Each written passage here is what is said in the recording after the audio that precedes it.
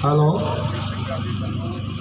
लो भाई जी, गल ये कि पिंड लागड़ ते सारे माड़िया तगड़िया चौधरिया सारिया पता साडा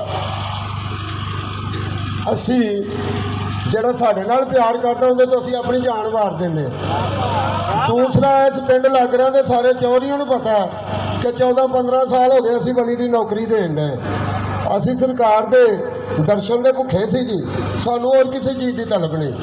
दूसरी गल है कि असी इस तरीक की मुहब्बत प्यार वेख के इस तरीक के नाल चलन का पूरी मसीह बरादरी ने यह ऐलान किया।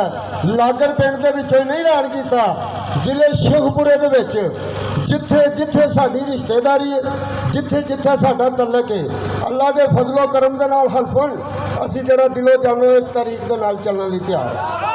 रह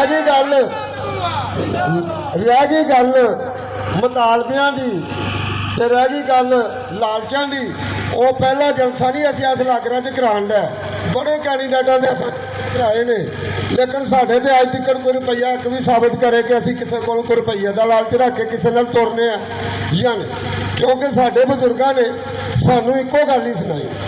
सरकार का फरमान है पीर मियाँ मुहम्मद बख्श सरकार का कि जे वेखा मैं अपने अमलों वाले तो कुछ नहीं मेरे पल्ले, जे वेखा मैं अपने अमलों वाले तो कुछ नहीं मेरे पल्ले, जे वेखा मैं रहमत तेरी ते आखा बल्ले बल्ले। असी पंज तन पाक के घराने के नौकर हाँ, इसलिए असा छोटी जी महफिल सजाई है। तो अल्लाह का बड़ा लाख एहसान शुक्र है कि सारी दुनिया कहती सी कि पीर साहब ने नहीं आना, नहीं आना। साडा उस रब ते तवक्कल सी, असी वली की नौकरी देने तो सानू वली की जियारत हो गई।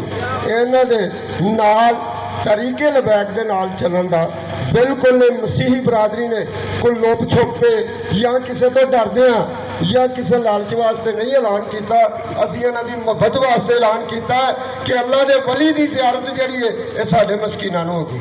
मेहरबानी, शुक्रिया।